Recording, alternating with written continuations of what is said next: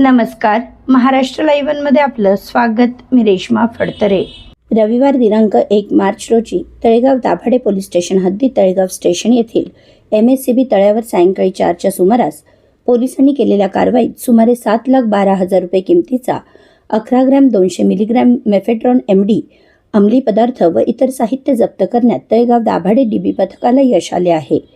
याबाबत पोलिसांनी दिलेल्या माहितीनुसार गुप्त बातमीदारामार्फत माहिती मिळाली असता वरिष्ठ पोलीस निरीक्षक कन्हैया थोरात यांच्या मार्गदर्शनाखाली DB पथकाचे इंचार्ज पोलीस उपनिरीक्षक मुकेश मोहारे, पोलीस हवालदार अजय सरजिने, संतोष जाधव, पोलीस कॉन्स्टेबल लक्ष्मण मुंठे, प्रकाश जाधव, आनंद मोहिते, किरण मदने यांच्या पथकाने सापळा रचून आरोपी इलाही अकबर शेख वय वर्ष 37 राहणार थेरगाव व रफिक करीम मुजावर वय वर्ष 43 राहणार चिंचवड यांना ताब्यात घेऊन केलेल्या अंगझडतीत त्यांच्याजवळ 7,12,000 रुपये किमतीचा मेफेड्रॉन MD अंमली पदार्थ व इतर साहित्य अनाधिकाराने बेकायदेशीररित्या संगणमताने विक्रीकरिता जवळ बाळगताना मिळून आल्याने या दोन्ही आरोपींविरोधात तळेगाव दाभाडे पोलीस स्टेशन येथे गुन्हा दाखल करण्यात आला आहे.